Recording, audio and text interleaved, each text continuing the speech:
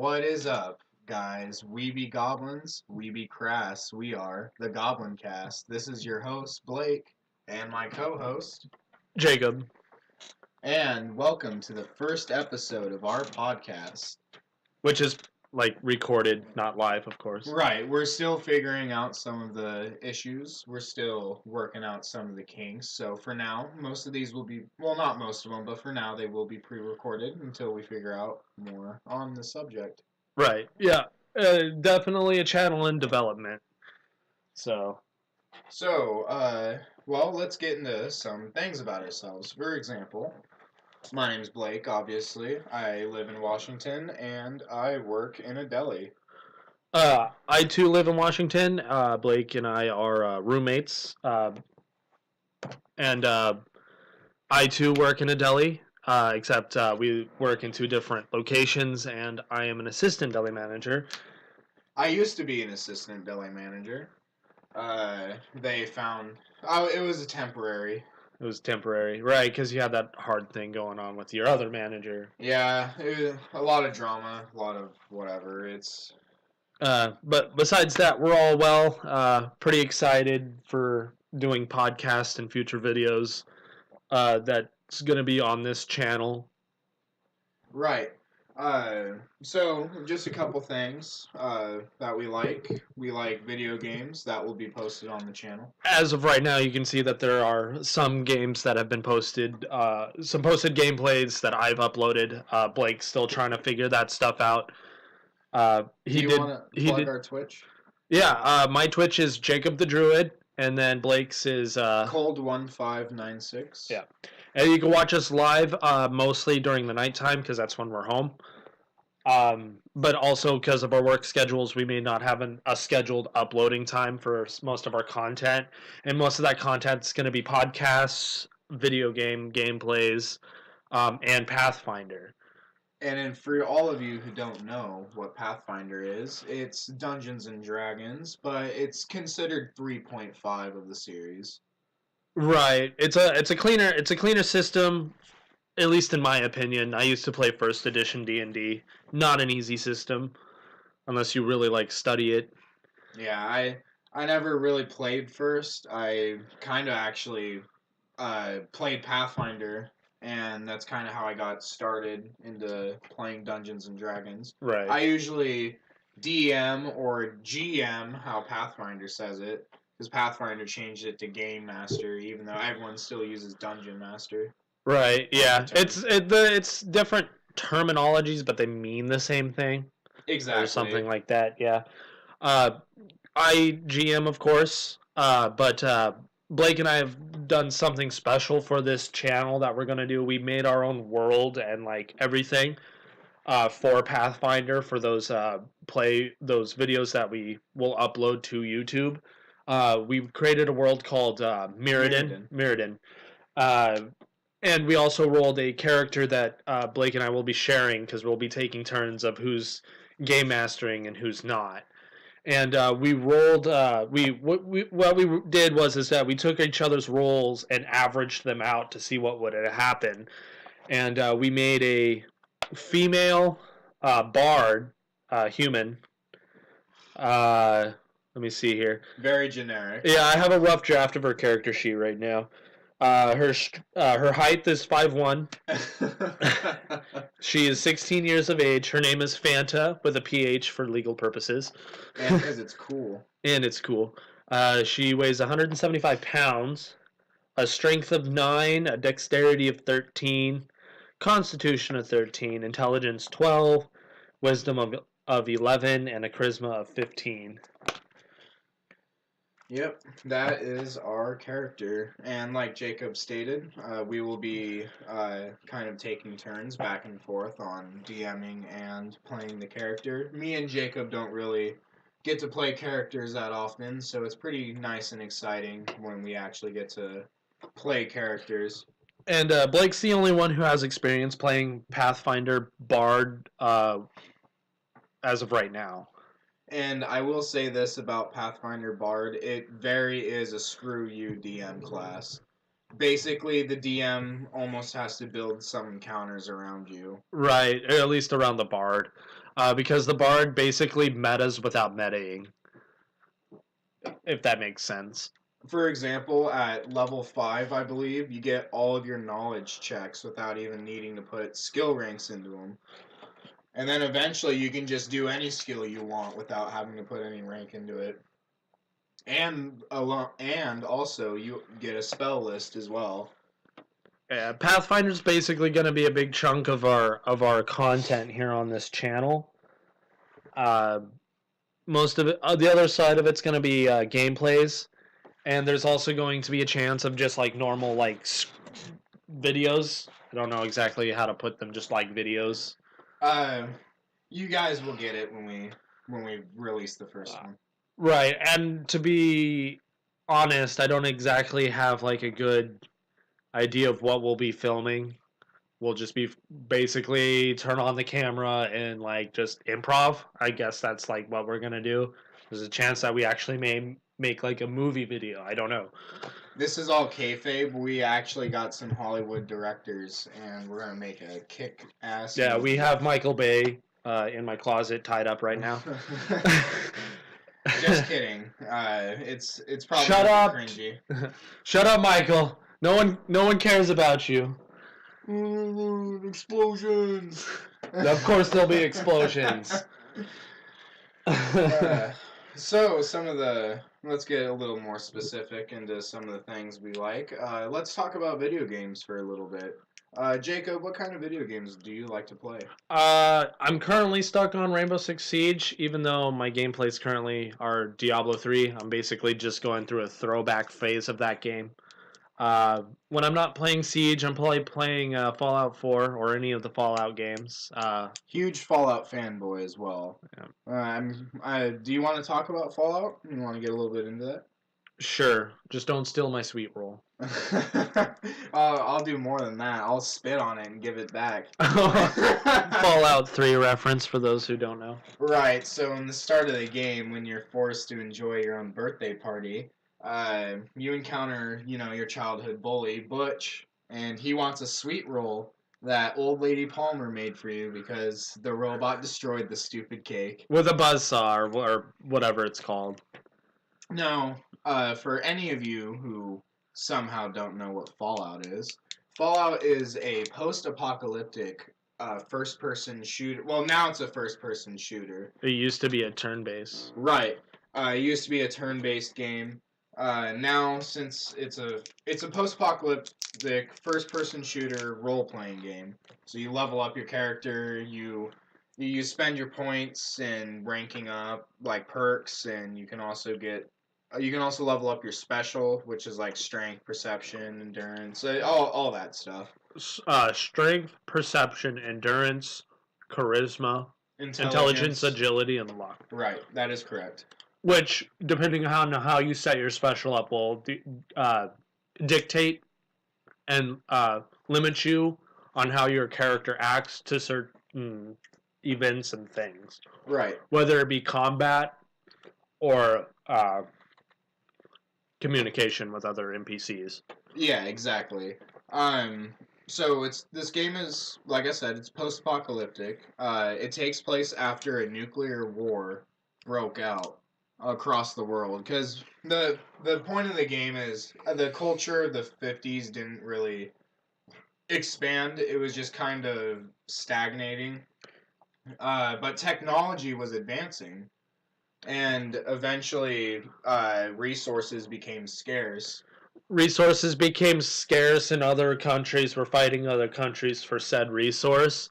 And by the time the world ended, the bombs fell on the year of 2077. Right.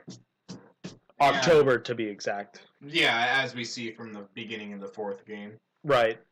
Well, I think House from New Vegas gave some information about when the bombs fell as well. Oh, he might have. He was around during that time. Yeah, he was around that through a lot of it, actually, because he, spoiler alert, he incubated himself. Right. He kind of had some weird space thing that he wanted to do. He wanted to try to get humanity to go out and colonize space. He figured that Earth was a lost cause after, we nuked the hell out of it. Right, and as you can, for those of you who play, you could obviously tell that there's not a lot of vegetation and like life anymore. And whatever is life is whatever survived from the vaults that Vault Tech put in before the bombs fell, or just radiated, people which are ghouls or super mutants. Right. And a conspiracy with Vault Tech is that they knew that the bombs are going to fall. And they also pre-selected the residents that would reside in these vaults, and they did messed up experiments on them. Uh, Good example is Vault One. Didn't Vault? I don't know where it's located, but I think I read this in the comic books. And correct me if I'm wrong, but I think Vault One only had one individual in it. Right. His only form of entertainment was puppets. So I am right. Yeah, Okay. if we are remembering the one that And correctly. then there was also a vault that I remember reading that there was a vault that had one guy and then the rest were female. And then there's the opposite one. Yeah, where it was one female and like a whole bunch of guys. Right. There was another one where the only thing to drink was Nuka-Cola. Really? Yeah, so everyone was forced to just drink Coca-Cola basically. Huh. And no water. You only get Coca-Cola. Nuka-Cola to be Right, yeah. Nuka-Cola. Yeah. Which they actually put radioactive isotopes in. So that's not. So you drinking the Nuka-Cola isn't actually the radiation from the bombs. Mhm. They put that in there themselves to give it Right. that Nuka-Cola name. Yeah. Another interesting game. Uh, Definitely recommend it. It's a good play if you have a lot of time on your hands. Sometimes the story can be a little shoddy. Some people say that some of the side quests are better. Main story is definitely situational slash whatever you, depending on how you want to play. If you really want to like be your character, like actually role play it, uh, it definitely changes up how the story acts because there's more than one possible ending, at least for the newer games. I'm not sure about the older ones. Now, the type of games I like to play, I like to play first-person shooters. I also like to play strategy games. A big strategy fan as well. A strategy game that Jacob got me into is actually called Stellaris. And A Paradox production, right? Right, Paradox Interactive Studios. And that game is amazing. Basically, you create an alien species, you create what kind of government they are, you create their ethics, their traits, and all Their that government, stuff. which is limited by your civics and other things that would collide with other ideas, so it'll limit you on what you can be as a government. And your species discovers like inner solar system travel, like faster than light warping, basically. There's three types of travel. There's warp drives, then there's Hyperspace, hyperspace, and then wormholes. And you just go out and colonize, and depending on how you build your government, you can be the authoritarian, Nazi Germany, everyone needs to be my slave and subservient to me, or you can run like the total diplomatic route. Right. And start your own federation, kind of like in Star Trek. Yep. And if you're not up to like making your own race, of course they have like or own empire. They have some pre-select ones that you can choose from. They have 10 of them. An interesting fact: all 10 of those alien factions have to do with the Stellaris storyline that they're doing. Right. They have a novel. I haven't read it yet. Right, and in this novel, all 10 of these alien factions are in there. So these are kind of, to them, these are canonical factions if you want to play it that way, but of course, nothing's more fun than making your own empire and seeing how they do. I managed to make the Vulcan Confederacy from Star Trek. I don't know how accurate it is, but that's after like a few hours of research. I was able to create that empire, which was kind of cool. I don't really play as them though because they would take the pacifist role in the empire, and from my personal opinion about Stellaris is pacifism isn't the best way to win the game unless you're planning to go Federation victory. Right. Me and Jacob like our aggro countries, definitely, or aggro empires. I'm sorry. Yeah, because there's always going to be that off chance that something's going to happen. Because You want to be prepared. The game can kill you. Like for example, there's these things called endgame crisis, and they can spawn about 200, 300 years or so in your game. And what happens is, which is considered very late, right, apparently. and basically these not dimensional. I'm sorry, these Well, intergalactic. they do have interdimensional beings. Right, they have one of them, which is from the fourth dimension, and they're called the Unbidden, and they basically like eat your populations on your planets, and it's no fun. And then they also have the Praetorian Scourge, Which runs like Zerg, right? Right, yeah, they're basically the Zerg from StarCraft. They land on your planets and they turn them into toxic worlds, and then you can't ever get them back. Right, because you can't colonize them. I don't think you can terraform them either. I don't know. I've never been able to get that far. Right. And then the last one they have is called the Contingency, and they're like Terminators. Right, which is Synthetic Dawn DLC. Yeah. Which is personally my favorite route to go, is with robots. Because they can colonize any planet, and you don't have to worry about faction uprisings. Which basically what those are is basically how America has different people who have different views. Yeah.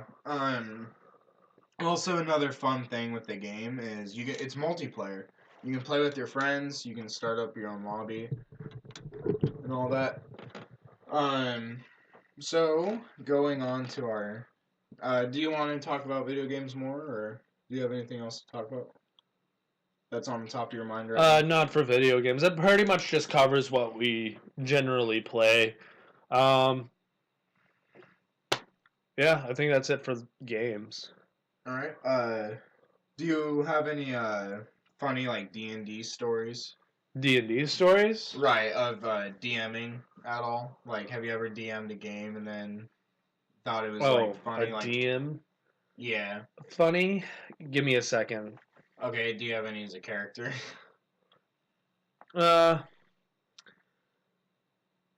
one time I was DMing, and I felt uh, very chaotic for this campaign, so I had created some items, magical items that the party would encounter.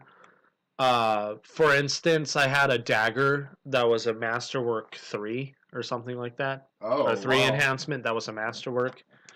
Uh, and so what it did is that it gave you a +3 to hit or whatever the bonuses were. I don't remember. Also the damage, I think. Yeah, but it also made it so you were easier to hit too. Oh, interesting. And then another item that I gave to another party member was a lantern. When you turned it on, it was bright as the sun, but any creature or anyone that had the evil alignment would turn invisible. Oh, that's weird. Yeah, and then Definitely the weird. other one would have been the Wand of Wonders, or in Pathfinder, I think it's the Staff of Wonders. Yeah. And then I think another one was a gold coin that had a shaved ruby in it, and for each amount of these that the person would collect, it added a percent chance for them to fail their sleep at night, and they would have to take the accurate debuffs for not getting sleep. And these are just some magic items you Yeah. gave to. And then I think the character my sister was playing, I ended up giving her a intelligent sword that only yodeled. Yeah, that's always fun, having a DM put magic mouth on one of your weapons. Yeah, I didn't get very far into that campaign. I got a funny story, actually. Okay. I was DMing a campaign once, and this was a total party kill. And, TPK. Right, TPK. And so, our fighter, basically, our fighter drowns in a 20-foot pool of water. our rogue dies in a trap. What kind of trap? It was a I would think it was a false floor panel, Oh, okay. so he kind of just So fell it to his death. fell a reflex save. And then I'm trying to remember that there was one more member. He'd think he was a wizard. And what happened was he tried to fit through this crevice I put in the maze, or not the maze. I'm sorry, in the dungeon. He tried to fit through a crevice, and he got stuck in the crevice. And there was goblins and kobolds on the other side, and they were just shooting him with crossbow bolts. That sounds like torture. Yeah, the fighter that drowned, he kept rolling ones and twos for his swimming checks. Yeah. And ones automatically fail, and 20s automatically succeed naturally. So you have to naturally roll a 20 or roll a 1 for that to work. Yeah. Pathfinder and Dungeons and Dragons can be very funny based on a roll. Like I remember one time, a campaign that I had just started. There was a Hobbit rogue, Oh, and I love those. They're great. they were trying to get better sight and try to figure out where they were heading. So the Hobbit decides to climb a tree, fails climb check with a nat 1. First roll of the night, first roll of the campaign, nat 1, falls off the tree, gets stunned for a die 4 round. Yeah. Because they hit their head. Right, that's always encouraging, rolling a nat 1 to start. So more content on D&D will be brought up later on the channel when we get the lighting situation figured out. Lighting, with the camera that I have, lighting is our biggest issue. Another thing is trying to make it so you guys can see the custom board a lot better. I think what we're going to do with that is we're going to cut pieces of cardboard and draw on them with permanent marker, and also use the cardboard as boundaries and items or something like that, so that we're not just having like expo marker all over the place. Right. So it'll be more, it'll have more contrast, so you'd be able to see what's going on. And we also have miniatures as well. Yes, we will be playing this on a board. We feel it'd be easier for everyone, and we feel like it would be more easy to catch the attention. That we need to increase our party size. Currently, we have a cleric and a wizard fighter, or at least a wizard going to multi-class into fighter. Yep. And a bard. Oh yeah, and then our bard. So we got favorite TV shows and things of the like. Rick and Morty. Oh yeah, Rick and Morty. Me and Jacob are avid Richard and Mortimer fans. We got the merch. We got the merch and a very passionate love for Rick. Or at least I think you like Rick too. Rick's my fave. I harness my inner Rick. I burp a lot. I'm a very gassy boy. He burps a lot. Yeah, that's true. I also have a Meeseeks box. Hi, Mr. Meeseeks. Look at me. And what's funny about it too is that it's an actual dice game. It's a dice and card game. So. And the object of that game? Basically, your goal is to complete task, and when you fail to complete a task, you have to hit the Meeseeks box to spawn another Meeseeks to help you complete the task. And if you can't complete the task in a certain amount of time, the Meeseeks go crazy and try to kill you. So it's like the episode. What are some of the tasks in the game? I want to be popular in school. So summer. They have I want to be a more complete man. Oh, okay, that's different. They have like convincing NASA that Pluto's a planet is one of them. The hardest task in the game is to take 2 strokes off your golf game. And those who aren't familiar with Rick and Morty, the reference basically goes to Jerry, who is the most hated character, to my knowledge, of the show, who wanted to get better at golf, and the Meeseeks go crazy because they couldn't help him take 2 strokes off his ball game. He was incapable of help. Because Jerry's a complete dumbass. Right. Another series that we all like is Game of Thrones. I'm not caught up yet, and I'm reading the books. Okay. Then, yeah, that's all I'll say about that. I don't want to spoil anything for Jacob. I think a good chunk of the show has already been spoiled to me via internet trolls, to be exact. the internet's trolls. Same thing goes with the Star Wars movies. The internet trolls, spoiling stuff. Star Wars movies are a good meme dump, though. Especially Revenge of the Sith. Yeah, the most gold memes, right? Yeah. You got the prequel memes. You got the Ben Kenobi meme. Of course I know him because it's me. A show that I'm currently getting Blake into is Firefly. Yes, I'm starting to understand people's disappointment of this show being canceled.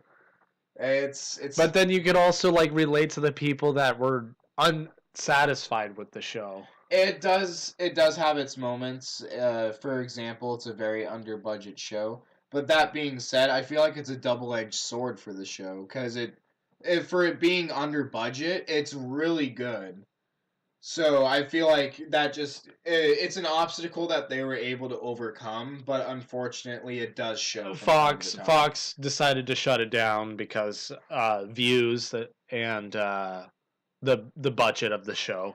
It was just too little to attract a big crowd.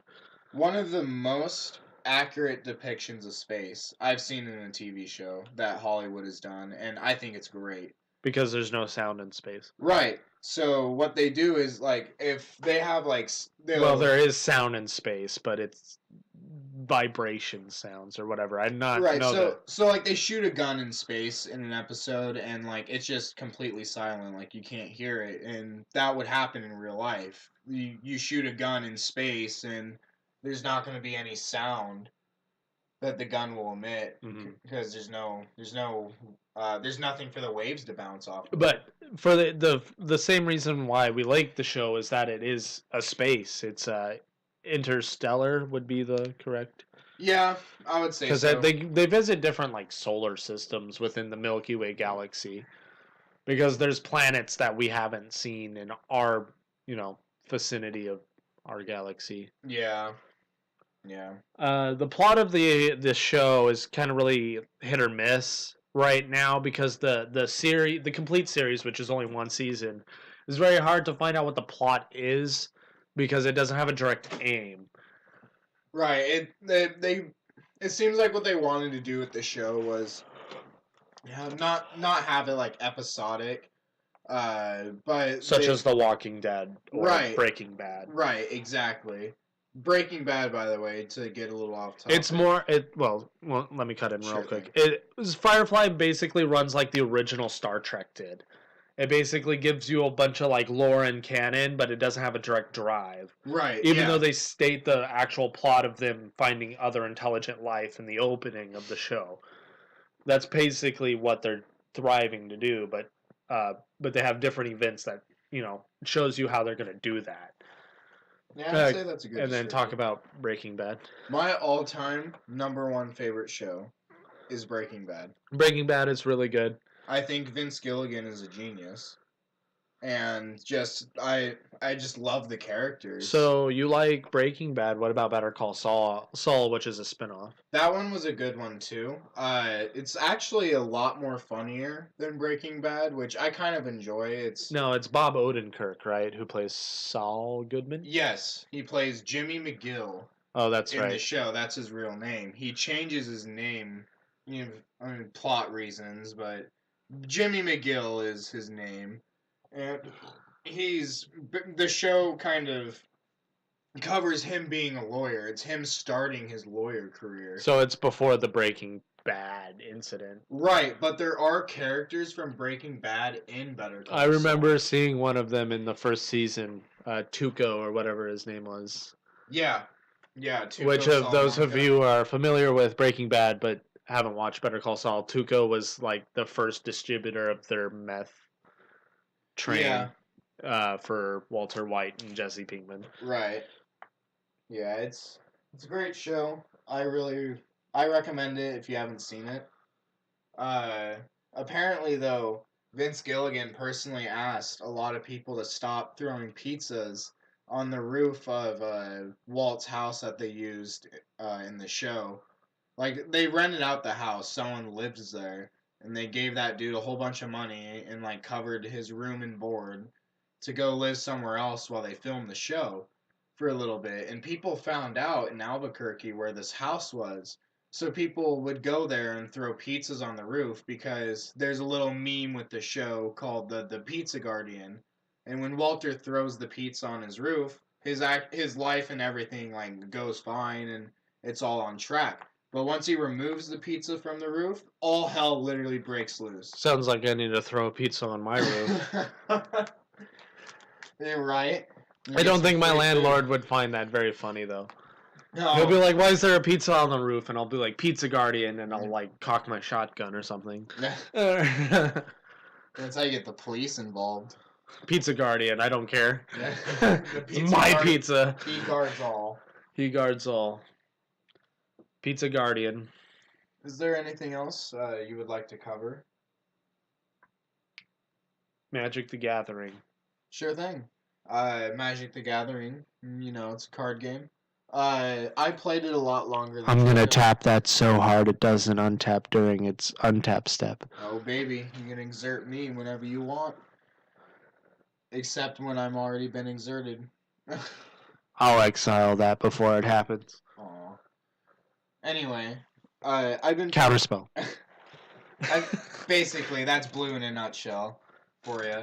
But I've been playing Magic the Gathering a lot longer than Jacob has. I've been playing since 5th grade, which would have been 2009 at least. Yeah. That's back when they were good. I used to be on the competitive scene a little bit. I would go to tournaments at my local game stores, and I mean, they're lots of fun. I'm not too... I wouldn't say I'm the best at the game, obviously. I would say I do okay. He aggroes a lot.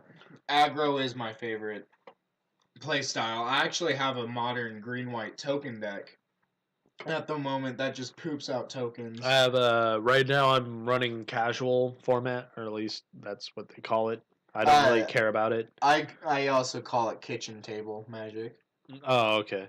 It's blue, white, green. Oh, fun. Currently, I think Blake and I had talked about this of making a Pauper decks. Yes. So for those of you who don't know, Pauper is a fan format where you can use uncommons and commons only. No rares, no mythics, none of that. So That'll get rid of planeswalkers, right, and special lands.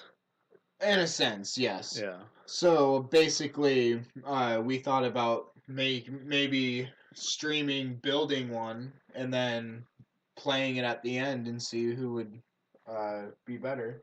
It would be a best 2 out of 3. Obviously. Yep. Which I think would be really cool if we could pull that off. I just have to go through my cards and see what I have. Now, for those of you a little unfamiliar with Magic, it's a strategy card game. There's 5 colors of mana. There's white, blue, black, green, and red.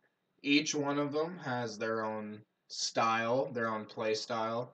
They also act differently. So go ahead and start with white. So white's all about law and protection. White plays a lot of smaller creatures, but white is more likely to defend those creatures. So a good example would be Brave the Elements, and that costs 1 white, and all your creatures gain protection from a specific color. And then go on to blue. Blue is all about knowledge and trickery. Blue is about drawing cards and counterspelling. Blue likes the control format because blue thrives late game when they can just draw massive cards and just stop whatever you're doing. They're kind of designed, or at least to my knowledge, kind of designed for late game type of games.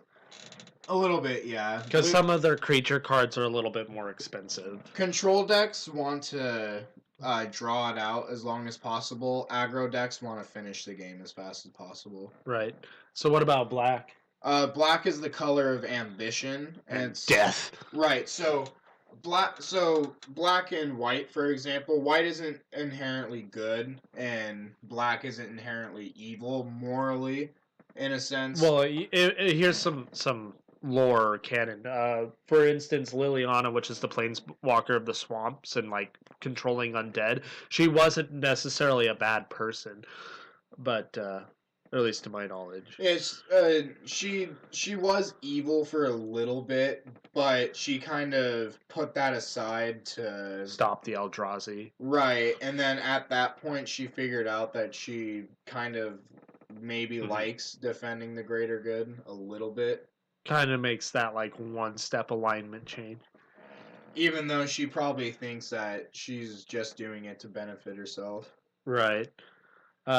So continue on with death, because I kind of butted in there with the planeswalkers. So black likes graveyard retrieval sometimes. It's not all the time, but black's the color to get stuff out of your graveyards. Mostly play on dead. Right. And they normally shut down not black creatures, but bigger creatures too, with like death touch. Yes, so black has a lot of kill spells, like murder. Instantly destroys target creature. Which is great. Yeah. But white can kind of do the same as well. Right. Like I said, just each color has their little thing. Alright, what about red? Red is the color of emotion and passion. Red is also like pyromancers, for example, like Chandra. She's a red magic user, and she likes to sling fireballs at people. But red mana tends to be volatile. Like I said, very emotional, very passion filled. And green is the color of nature. They represent strength and kind of teamwork in a sense. They also green focuses more around mana, which is the card type or lands that you need to cast spells. Right. Because you tap a land for your mana, which gets added into your mana pool, which ultimately lets you cast spells. Yep. I haven't read any of the books. I just read what I've read online about planeswalkers. Yeah, Magic does have a storyline, which is pretty interesting. I mean, it's not too uncommon because like Yu-Gi-Oh's a card game and has a storyline. Which I currently play on Duel Links with some other friends. Sometimes, not all the time. Yeah, it's kind of a so-so thing. But Yu-Gi-Oh's okay. It's a lot different than Magic. It's time to duel. And Cat's climbing around everywhere. Cat was climbing on my laptop. You probably heard her thud, which probably picked up on the mic. That's probably her. You're probably hearing her meow right now. Yeah, she's sassy. She wants attention. So, is there anything else that you'd want to talk about? What's your favorite color or mana play style of Magic? Originally, I would say black, but I'm kind of shifting more towards white. It seems like a lot of the decks I'm creating has white in them. For example, my green-white token deck, and my other deck that's more recent is a Naya dinosaur deck, which means that it's green, red, and white. Interesting. When I first got into Magic, I built, or at least to my knowledge, it was a Angel and Demons, because I remember having both in the deck. Probably during Innistrad. Yeah, probably, because this was 2009. And probably not then. No. Anyway, continue. I used to like the black-white combo style, but I've been shifting towards blue. Blue is fine. I get triggered by blue in Magic. Blue and black. And that's probably what I'm going to make my Pauper deck with. Pauper deck with. Yep. Is there anything else you'd like to talk about Magic? No. No. Counterspell. I'm going to say that Magic is probably one of my most favorite card games. It's definitely the grandfather of card games. Yep. So we've already hit Dead Space a few times already. Yeah, this is our first podcast. Again, we're still figuring out. So kinks. for future podcasts, anytime that there's Dead Space, it's considered Dead Space. Dead air. Yeah, dead air. We're gonna count that as a strike, and once when we hit 3 strikes, we're gonna call the podcast. Which we're probably like on 4 right now. Right. Yeah. So I guess we'll just end the podcast right now since we've kind of ran out of content for now. It's a shorter episode. We're still getting into everything. We just kind of wanted to give you guys some more content. We just also wanted to do a podcast. Right. It's kind of an announcement.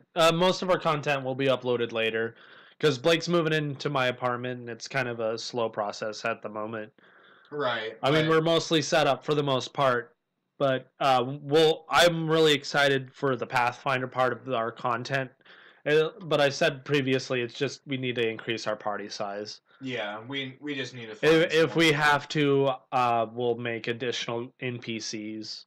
Yeah. So we actually get to play it and actually test out Mirrodin, our land that we made, which is unique. It's got a set of guidelines that it has and like some lore. Like there's 4 empires that currently live there and prosper, but their ideas are different. But what entails for these empires will be announced and found out later. Right, and Blake will be GMing first. Yes, that is correct. I will be DMing this campaign at first, and then whenever the session's over, we will switch over control to Jacob. Well, it's basically any time you want me to have control of it. Okay. So, like, if we're like halfway through a combat thing and have to stop, then we could come back, finish it up, and then you'll be like, "Oh, it's Jacob's turn." Recess break. Recess break, and then probably in the video. I do have a question though. What do you plan on doing with players that aren't available for showing up that have already been in part of something? Should we just take them out completely for the session, or kind of flavored text would you use for that? We could write it in like just like that. Although, yeah, I mean that is one of the things of playing D&D is it's really hard to get a group together to sit down and play. Consistently get them together right, to play. Consistently keep getting them. I think we'll figure that out later. We can always write them out, or we can have like a special guest play them or something for a day. Right. Because I saw someone do that, and I thought that was pretty interesting. We can do something similar to that, yeah. Anyway, we're gonna go ahead and call the podcast an end. Yeah, to an end. It's also getting late too. Right. So I just can't wait to get more content on here. Yeah, sure thing. You guys have a wonderful day. You two guys, don't stay up too late like us losers. See you later.